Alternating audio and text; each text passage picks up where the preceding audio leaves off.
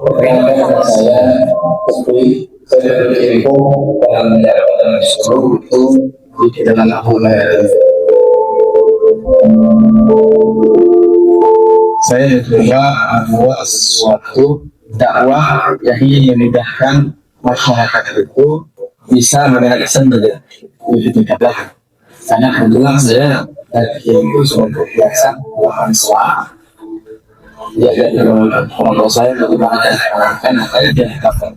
Saya itu dengan hubungan saya harus menghadapi saya coba untuk pemelakuan sesuatu itu dengan masyarakat kecil.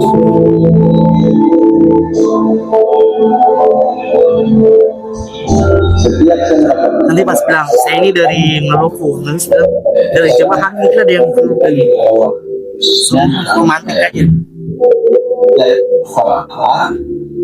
Mungkin sudah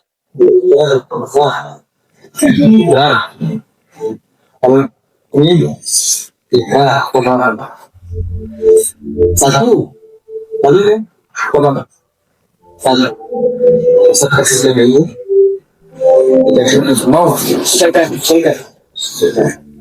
terus kalau kita aku ada melihat mau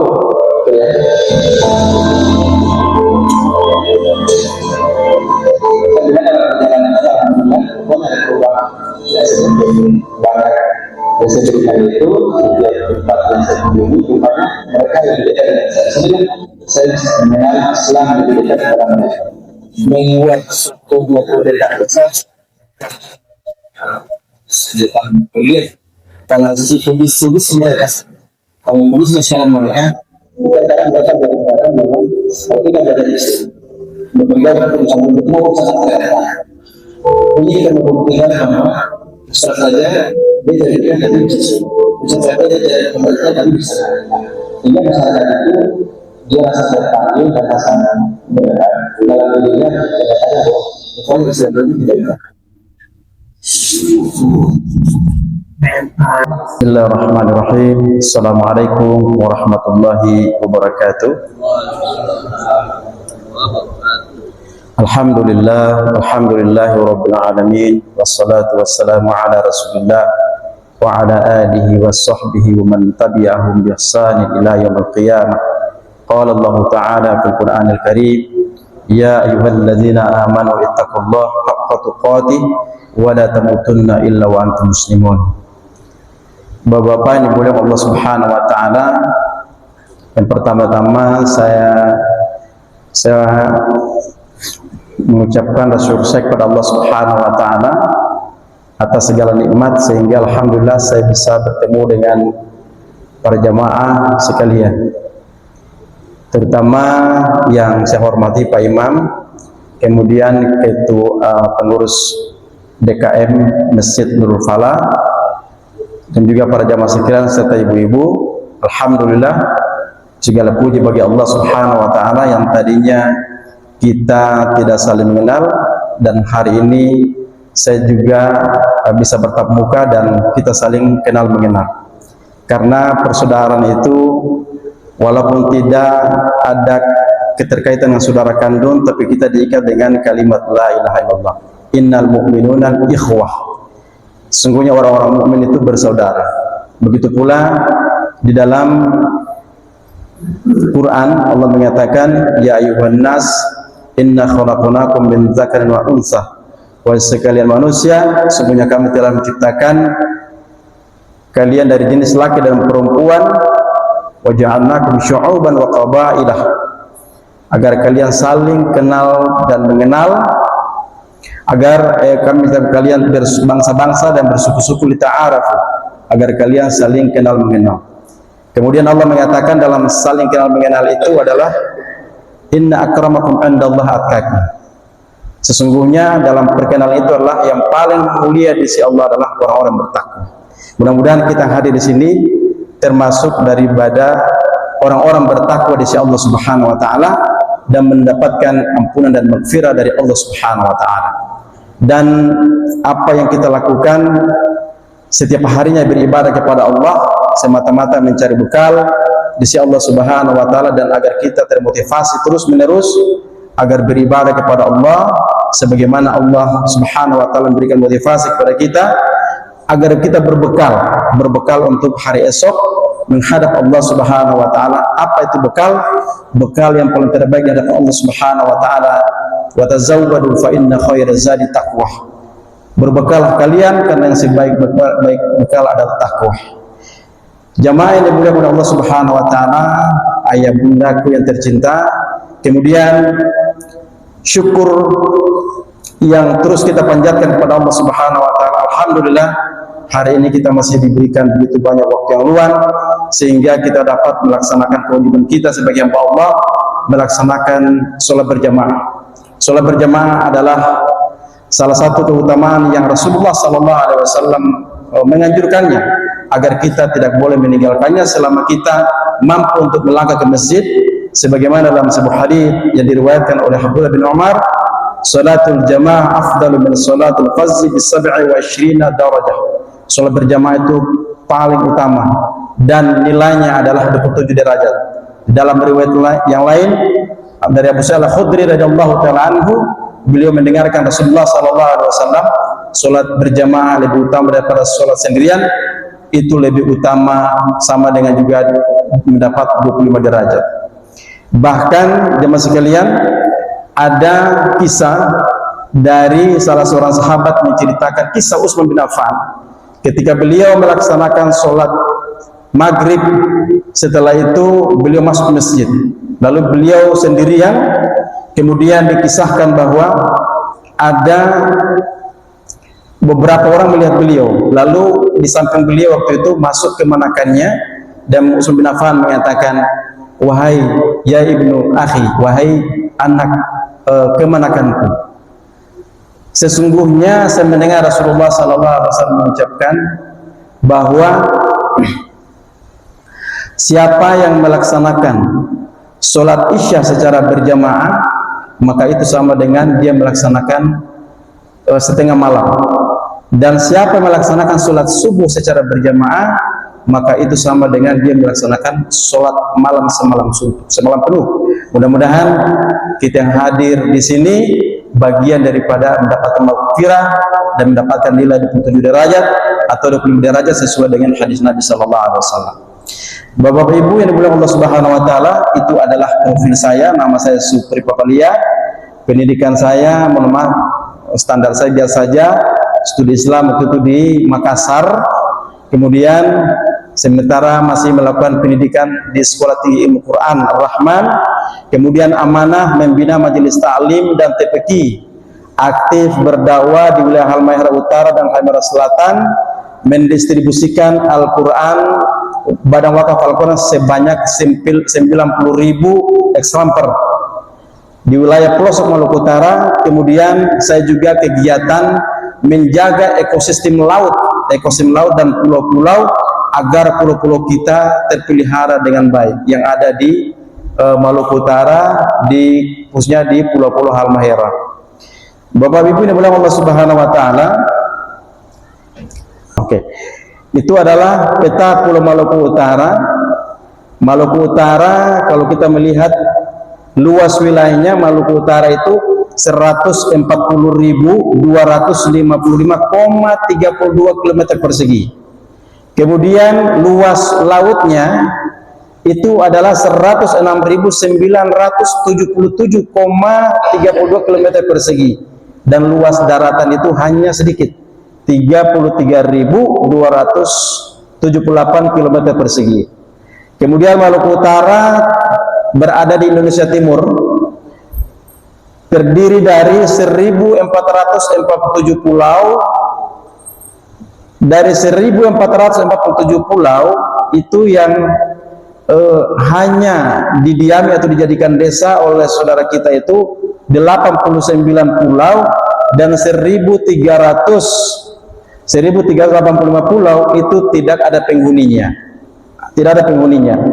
Kemudian saudara kita, Bapak Ibu yang dimuliakan Allah Subhanahu wa taala, saudara kita yang ada di sana itu kaum muslimin berjumlah 1,3 juta. 1,3 juta. Artinya saudara kita banyak. Ini yang saya sebutkan tadi, innamal mu'minuna ikhwah. Sungguhnya orang-orang Islam itu bersaudara. Jadi Bapak dengan saya itu alhamdulillah bersaudara. Ada Pak yang dari Maluku Utara sini? Ada yang dari Maluku Utara? Belum ada ya? Belum ada. Mudah-mudahan insya Allah Bapak-Bapak bisa berkunjung ke daerah timur di Indonesia Timur. Dekat kok. Kalau cuma naik pesawat cuma berapa jam? 3 jam. 3 jam ya. Kalau naik kapal itu palingnya sekitar hingga 1 minggu lah nyampe. Kita bisa lihat pulau-pulau. Nah, Bapak dimuliakan Allah Subhanahu wa taala, dari sekian pulau-pulau ini, saudara kita itu yang umat Kristen itu berada di Halmahera Barat, Halmahera Utara. Nah, ini mayoritas saudara kita umat Kristen di sini. Ini Halmahera Utara. Ada juga Muslim sedikit.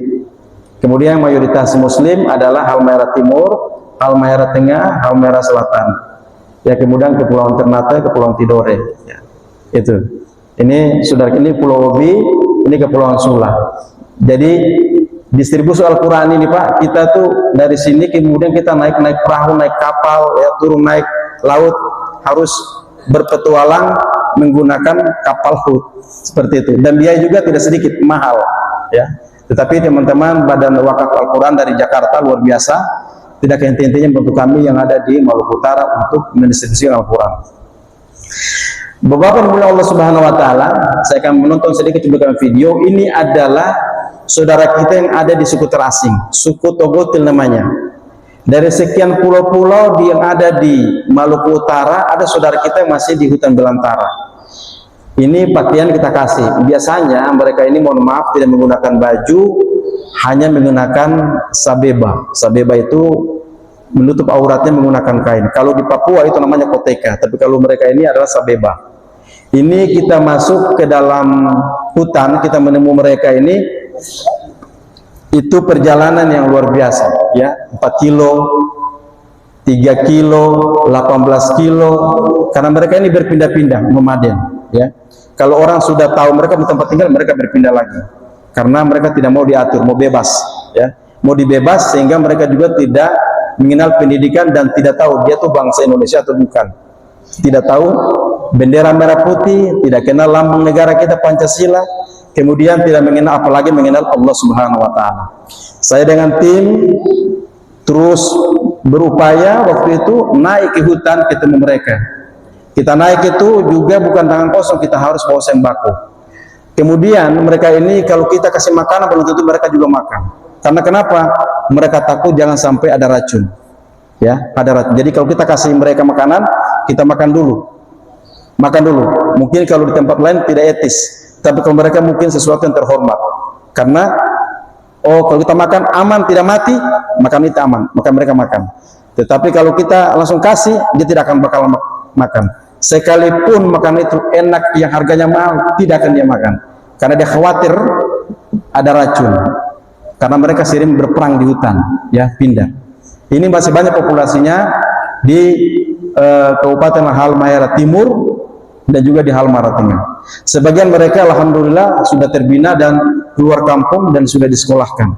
Saya pernah dulu membawa mereka ini ke Makassar, berapa orang untuk dibina, setelah itu mereka kembali ke keluarganya untuk kita ajak mereka untuk masuk Islam. Alhamdulillah sekarang itu sudah sebagian masuk Islam, dan itu masih terus dalam proses pembinaan.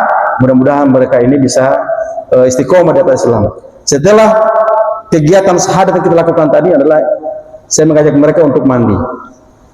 Mereka ini tinggalnya di pinggir kali nih, orang-orang ini tinggalnya di pinggir kali. Kita ajarkan mereka mandi. Mohon maaf, ini pakaiannya juga nih kita kasih nih. Pakaian-pakaian mungkin kita kumpul dari sudah Muslim, kita kumpul baru kita bagi untuk mereka. Kita mengarahkan agar mereka mandi pakai sampo, ya, pakai sabun. Mohon maaf, setelah mereka masuk Islam, mereka masih makan babi, mohon maaf ya.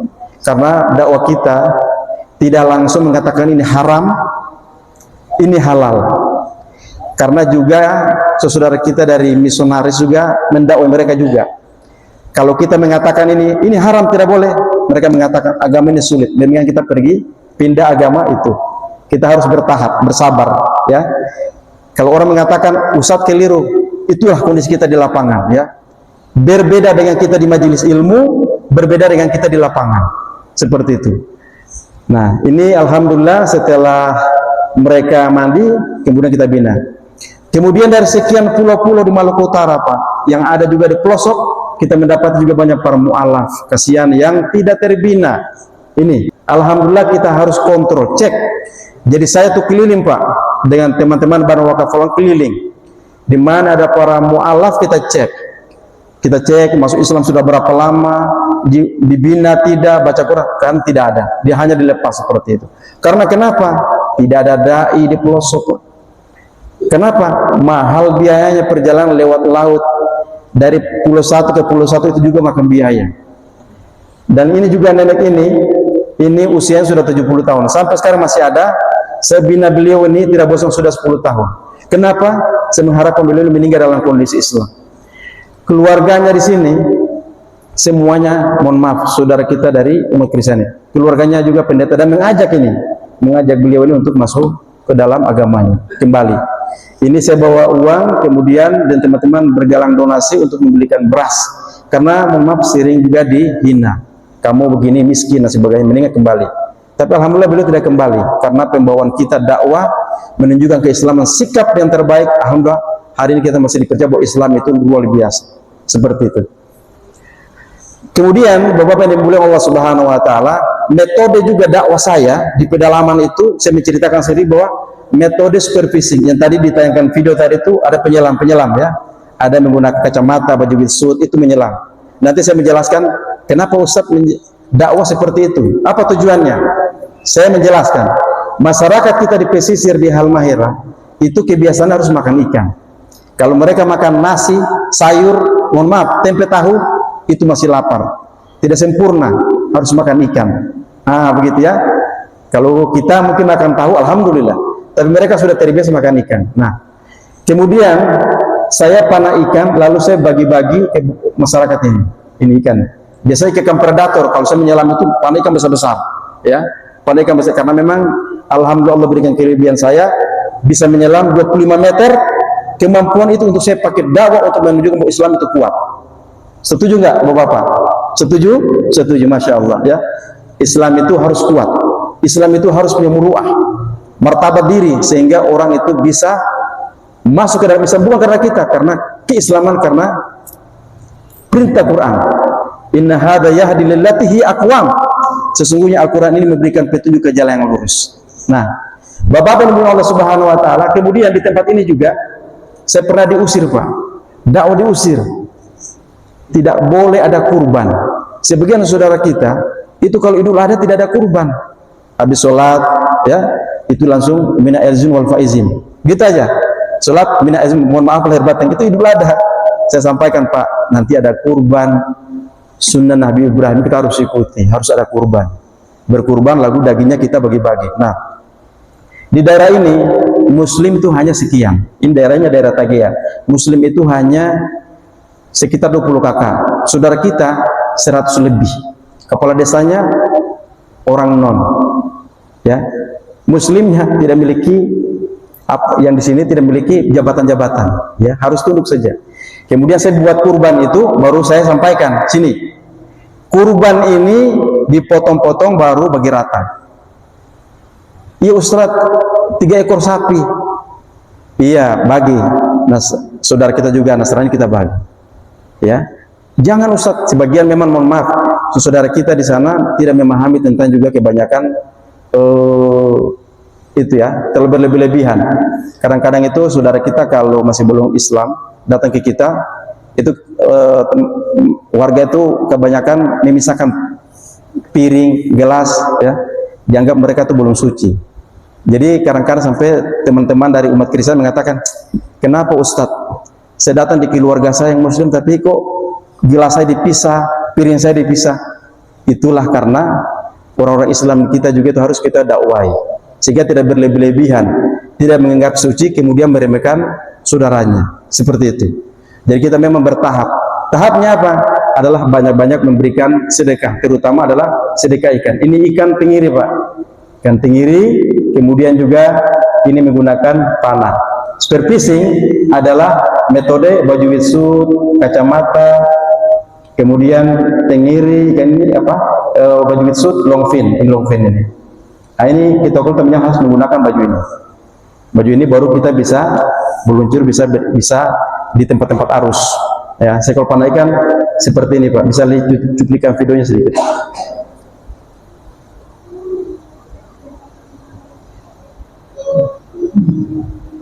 Ini menyelam dulu, jangan bergerak sampai ikannya muncul nih.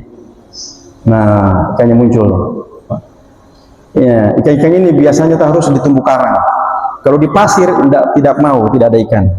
Harus ada karang. Nah, menjaga ekosistem laut melalui kegiatan spearfishing. Nah, ini pandai ikan. Ini namanya ikan kue ya, ikan bubara kalau kita bilang sana ya, seperti ini. Ikan-ikan ini kita bagi untuk warga di pesisir. Tujuannya adalah agar mereka mau ngaji, bikin TPQ, ngaji baca Quran. Karena sebagian saudara kita kalau kita buat TPQ itu alasannya, Ustadz, saya mau cari nafkah dulu, saya mau cari ikan dulu, saya mau melaut, ya. Saya cari akal gimana ini caranya supaya mereka mau ngaji. Ikan ini saya panah baru saya bagi-bagi. Ini ikan ini ya, bagi satu keluarga dibagi. Sebentar ngaji ya, iya Ustaz, ngaji. Nanti kalau ngaji, saya ajarkan bagaimana metode menyelam. Nah, alhamdulillah ada beberapa anak-anak yatim itu yang tulang punggung orang tuanya, saya mendidik mereka untuk menjadi penyelam. Alhamdulillah sudah bisa mencari nafkah untuk keluarganya. Bapak yang dimuliakan Allah Subhanahu wa taala, dari sekian pulau yang kita miliki itu, mohon maaf, pulau kita tuh semuanya sudah hancur. Indonesia Timur itu pulaunya sudah bagus, hancur. Kenapa hancur? Ini apa nih Pak, bisa lihat? Apa ini? Ini bom yang dirakit kemudian ledakan di laut ini Pak. Nah, bom ikan.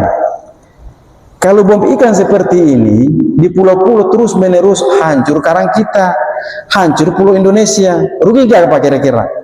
Rugi. Karena pulau-pulau di Maluku Utara itu milik bapak-bapak juga di sini, bukan milik kami juga. Indonesia. Yang patut kita perhatian bersama. Apa penyebabnya sampai mereka melakukan pemboman pembusan? Nanti kita jelaskan. Coba diputar dulu sedikit ini. Wah, itu ledakannya. Niat mau bom ikan yang ditarget, rupanya banyak juga ikan yang mati nih. Tumbuh-tumbuh karangnya hancur, ikan-ikan ini ya hancur nih. Ikan ini tidak diambil, ikan-ikan hias seperti ini. Sayang Pak, pulau-pulau ini bisa mendatangkan objek wisata syariah. Untuk apa? Untuk meningkatkan ekonomi masyarakat kita. Ya. Coba kita lihat video sebelahnya. Apa ini? Lihat nih. Ini saya menuliskan di akun media sosial saya. Ada media sosial saya, YouTube dengan TikTok. Ada juga Instagramnya. Nanti bisa lihat program dakwah kita nanti. Bom ikan di laut akan membunuh ekonomi Indonesia. Jelas. Membunuh ekonomi kita semua karena kalau karang hancur semuanya. Lalu kita mau dapat ikan dengan apa lagi? Betul nggak Pak? Nah betul. Kalau seperti ini dibiarkan, banyak orang-orang tidak bangkit ekonominya, susah untuk cari hidupnya, mendekat diri pasti kepada kekufuran, apalagi tidak memahami tentang Al-Quran ini. Nah, itu bayangkan Pak itu. Usahaku. Ya. Ini dari pulau ke pulau, pindah satu pulau satu, harus naik bodi. Nah, kemudian dari sekian pulau-pulau yang rusak itu rupanya ada teguran Allah Subhanahu wa taala menjelaskan kepada kita. Kenapa sampai kita sumber daya alam kita tuh kaya tapi kita susah untuk bangkit ekonominya? Rupanya tadi ini ayatnya nih. Zahara fasadu fil barri wal bahri. Nampak kerusakan di barri itu darat, al bahri laut, bima kasabat aydin nas. Penyebabnya adalah ulah tangan masyarakat manusia itu sendiri. Nah, apa kata Allah? Liyudhiqahum, supaya mereka kapok menyesal akibat perbuatan mereka ba'dalladzi amilu, sebagaimana mereka perbuat. Bom ikan bius ini sudah kesulitan. Apa kata Allah? La'allahum yarji'un, biarkan saja mereka supaya mereka kembali ke jalan Quran. Nah seperti itu ya. Ini ayatnya surah Ar-Rum 41. Jadi saudara kita itu mancing bom, mancing okelah halal ya, karena target. Tapi kalau bom ikan merusak alam, dosa nggak kira-kira Pak? Dosa di hadapan Allah, ini ayatnya nih. Zuhra fasadu fil barri fil itu dosa. Kemudian bukan saja ini, nampak kerusakan alam begitu dahsyat. Bisa jadi retak karangnya sudah kuat, bencana datang juga bisa menenggelamkan pulau itu. Oke. Kemudian ada 3 faktor yang menyebabkan kerusakan alam: bom ikan, bius, bom ikan dan bius, bom bius dengan sampah-sampah plastik seperti ini. Sampah-sampah kita plastik itu kalau terpendam di laut, Pak, itu 300 tahun sudah hancur-hancur. Tidak hancur-hancur, kalaupun banyak di pulau-pulau itu banyak sampah plastik akibat masyarakat buang sampah di laut, kemudian juga dari kapal-kapal, mohon maaf ya, tersebuang sampah itu menyebar, jadilah hancurlah ekosistem laut kita. Terkadang itu sudah sumber daya alam kita kaya, dan kadang-kadang kita miskin. Allah ini tidak adil, betul nggak? Sering protes Allah, ya kan? Allah tidak adil. Kita sudah sholat tidak kaya-kaya, padahal apa? Tadi zuhral fasadu fil barri wal bahri. Penyebabnya adalah kedua tangan kita merusak alam. Nah, oke, ini kegiatan saya di pulau-pulau. Pulau-pulau ini tujuannya agar saya membuat bisnis wisata, memajukan masyarakat di situ agar ekonominya maju dan kegiatan dakwahnya berjalan dan penyebaran Al-Quran, hafiz-hafiz Quran dari pulau-pulau itu, Pak. Itu tujuan saya. Nah, dari nampak kerusakan-kerusakan alam seperti tadi, jelas surah Al-Imran Allah perintahkan. Bagaimana caranya kita membenahi perintah Al-Quran? Wala takum minkum ummatan yad'una ila khair. Segolongan umat di antara kalian hendaklah memperbaiki, ajak kebaikan. Wa ya'muruna bil ma'ruf, perintah kebaikan. Jangan bom, Pak, jangan bius, Pak, jangan buang sampah di laut, Pak. Mari tobat kepada Allah Subhanahu wa taala, mari kita buat ngaji ini. Kemudian wa yanhau 'anil munkar. Jangan ada kemungkaran lagi, jangan menghancurkan alam lagi, membus ikan di laut. Nanti kalau bius bom, kita semua akan mengalami kesulitan. Kalau ini kita lakukan, satu kelompok ini, umat ini kita lakukan kebaikan, kata Allah apa? Wa ulaika humul muflihun. Mereka itu orang-orang yang beruntung. Alhamdulillah, dari sekian dakwah saya di pulau-pulau Halmahera, bagaimana masyarakat itu tidak melakukan pemboman dan pembusan tersadarkan, hanya ada beberapa konsep, yaitu adalah kita buat pengajian-pengajian Al-Quran agar mereka tersadarkan. Ini video kita melakukan konservasi alam ketika masyarakat itu sudah mulai tersadarkan dari perusakan alam. Saya sampaikan kalau kita tidak membenahi sekarang ini akan terjadi lebih besar lagi, Pak.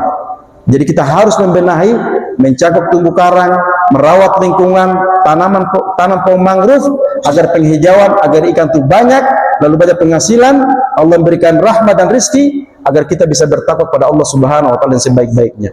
Ini foto kita melakukan konservasi alam.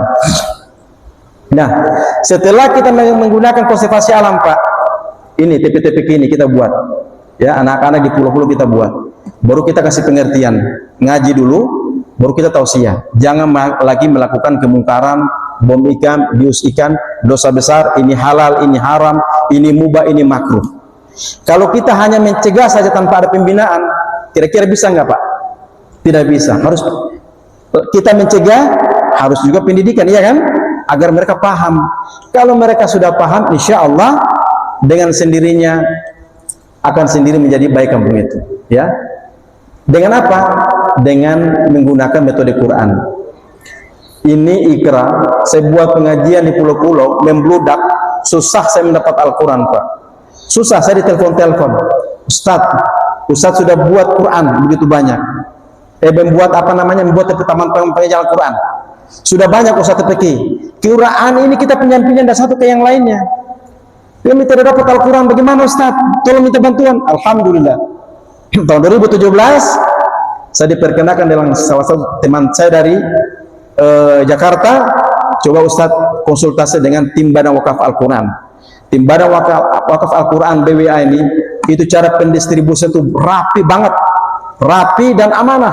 Alhamdulillah saya menceritakan keluhan saya di pulau-pulau, lalu Badan Wakaf Al-Quran ini mendistribusi yang pertama adalah 10.000 mushaf Al-Quran, lalu kita sebarkan di kota dan di pulau-pulau, ya, di pulau-pulau. Begitu berjalan, ya Quran ini, Pak, kalau di anak-anak sudah baca, sudah pasti sudah lesu, sudah apalagi sudah semangat baca Quran, Pak sudah lesu, ya sudah ada yang sobek juga, ada ini. Tahun 2019 saya minta lagi, Pak minta lagi, membludak saya tidak sanggup. Quran harus disalurkan itu 40 ribu. 40 ribu Ustaz? Oke. Salurlah Badan Wakaf Al-Quran 40 ribu pada waktu itu. Disebarkan pulau-pulau. Membludak teman-teman pengajian Al-Quran. Dari umur yang tadinya itu 2017 lahir, 2019 itu dan sebagainya sudah mulai ikrar dan ngaji. Ya. Alhamdulillah sudah tersalurkan sudah 50 ribu, 2025 kemarin bulan Oktober Badan Wakaf Al-Quran mendistribusikan lagi sekitar 40 ribu Maluku Utara. Jadi total 90 ribu.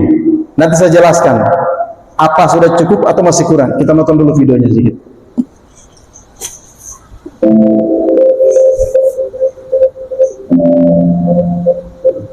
Assalamualaikum warahmatullahi wabarakatuh. Hari ini aku Mustafa Al-Quran sedang dimuat dan sedang menyerahkan menuju pelosok Maluku Utara.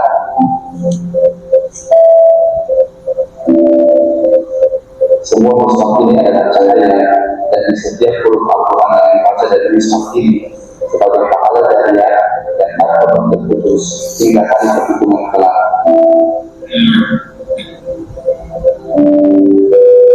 Semoga pendidikan kali ini dibenarkan dan tidak catat oleh Allah Subhanahu wa Ta'ala. Amin ya rabbal alamin.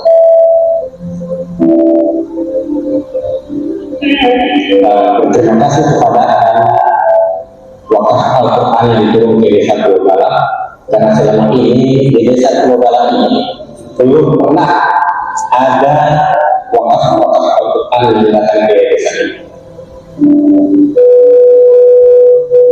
Adanya tim wakaf yang turun ke Desa Pulau Galang untuk meningkatkan akidah anak-anak didik kita yang ada di sini, baik untuk membaca anak-anak.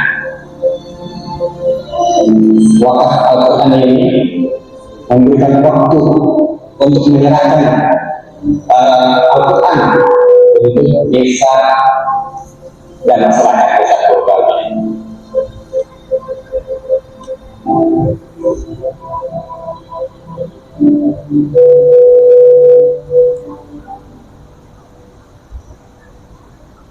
Kami merasa syukur dan merasa terima kasih sebanyak-banyaknya dan telah mereka mengangkat dari jalan tempat kemari ke desa Purbalingga ini adalah sama-sama kami menerima itu adalah suatu rahmat yang diberikan oleh Allah Subhanahu wa Ta'ala.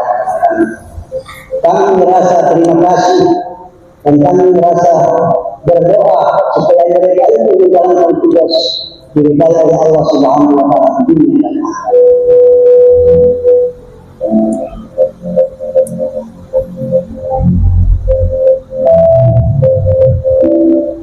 Alhamdulillah hari ini kami bersama Badan Al-Quran Pusat menyalurkan wakaf Al-Quran di 2 pulau. Yang pertama kami menyalurkan Al-Quran sebanyak 60 Al-Quran di Pulau Bakara yang jumlahnya hanya 16 kakak musim meretas sebanyak 60 Al-Quran, dan kami bergeser di Pulau Termo membawa 200 wakaf Al-Quran dari BPA kami salurkan kepada 3 masjid dan 2 pembicaraan Al-Quran terkecil dan 1 madrasah, dan baru BPA saja yang menyumbangkan sekitar 10.000 Al-Quran. Jadi itu kasihnya dan termasuk di Desa Termo dan Pulau Bakara.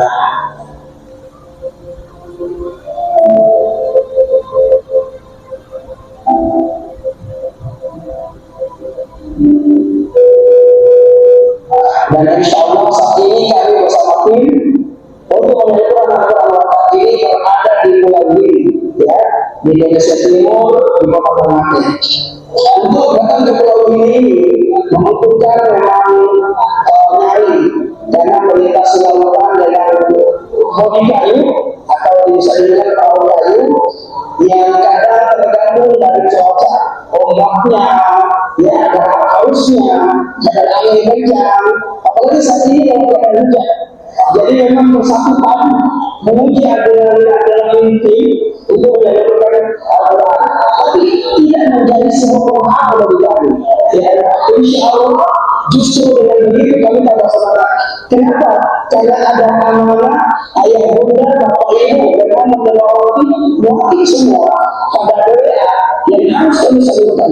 Insya Allah apa yang kami lakukan akan menjadi syafaat untuk semua para wakil sekalian. Dan insya Allah saat ini kami berada di Ponorogo memberikan salam beribu dan salam indah untuk ahli-ahli jalan di luar sana. Ya, kami bergembira dapat bekerjasama melakukan Al-Quran di seluruh pelosok negeri, dan saat ini berada di Indonesia, wilayah bagian timur, kota Ternate, Kilauhiri.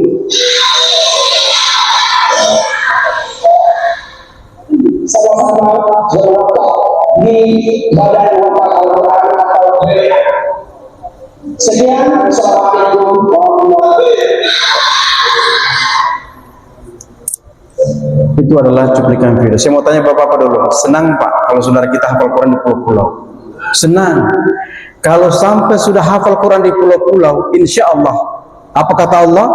Walau ahna al-qura amanu wa taqaw la fatahna 'alaihim barakatin minas samai wal ardh. Kalau satu penduduk negeri beriman, mereka tahu petunjuk Allah Subhanahu wa taala, dengan sendirinya rezeki itu akan meluas ya. Kemudian masyarakat tersadarkan, tidak ada lagi pemboman, tidak ada lagi pembiusan mencari ikan di laut ya. Kemudian tidak ada lagi membuang-buang sampah yang ada di laut.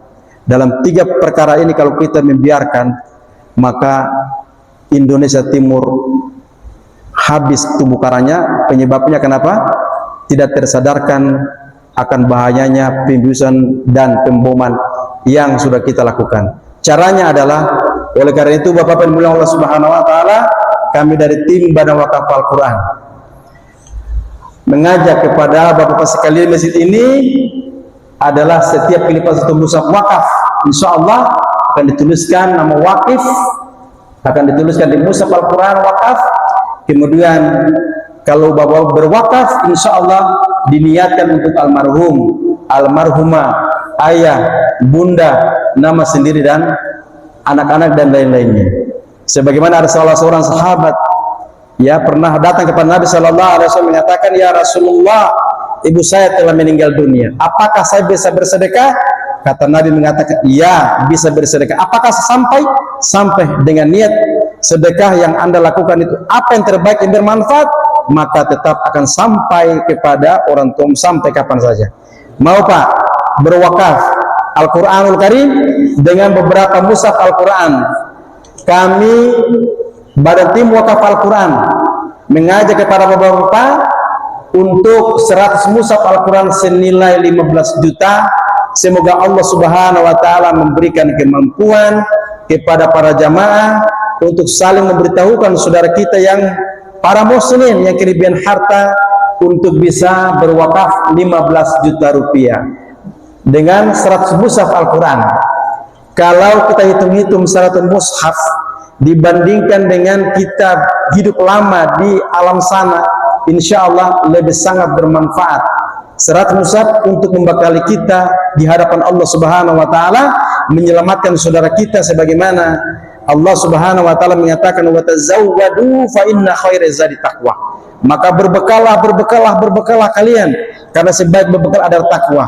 Apa itu berbekal? Adalah ketakwaan. Wakif Al-Quran, wakif niatkan untuk ayah dan bunda. Kemudian kalau Al-Quran ini tersalurkan ke pulau-pulau, insya Allah banyak penghafal Al-Quran. Kalau kita sudah meninggal dunia, insya Allah kita sudah panen pahala. Dengan niat ini ikhlas kepada Allah Subhanahu wa taala, kita sudah mendapatkan yang terbaik, pujian di sisi Allah Subhanahu wa taala.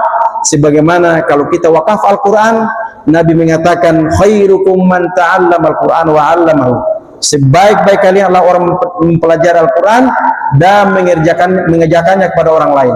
Kalau sampai wakaf Al-Quran ini dari beberapa punya wakif yang ada di sini tersalurkan di pulau-pulau, insya Allah mereka akan membacakan Al-Quran, lalu bapak-bapak insya Allah mendapatkan ganjaran pahala. Saya kasih alhamdulillah, mungkin sudah mau masuk isya ya Pak, dekat ya. Terima kasih banyak kepada para jamaah yang kita sudah jika kami menyampaikan beberapa hal tentang program-program dakwah kami di Halmahera. Mudah-mudahan cerita-cerita ini bisa memberikan motivasi kepada para bapak-bapak dan saudara di luar saudara yang baru sempat hadir, menceritakan bahwa kami sangat membutuhkan Al-Quran disalurkan ke Maluku Utara untuk di pulau-pulau. Oleh karena itu mari kita berdoa kepada Allah Subhanahu wa taala. Bismillahirrahmanirrahim. Alhamdulillahirabbil alamin. Wassalatu wassalamu ala Rasulillah wa ala alihi washabihi ajma'in. Allahumma ighfir lana wa liwalidayna warhamna kama rabbana saghira. Allahumma inna nas'aluka 'ilman nafi'an wa rizqan thayyiban wa 'amalan mutaqabbalan. Allahumma inna nas'aluka 'ilman nafi'an wa rizqan thayyiban wa 'amalan mutaqabbalan. Allahumma inna nas'aluka 'ilman nafi'an wa rizqan thayyiban wa 'amalan mutaqabbalan. Rabbana atina fid dunya hasanah wa fil akhirati hasanah wa qina 'adzabannar. Alhamdulillahi rabbil alamin. Subhanallah bihamdika asyhadu an la ilaha illa anta astaghfiruka wa atubu ilaik. Assalamualaikum warahmatullahi wabarakatuh. Terima kasih banyak, Pak.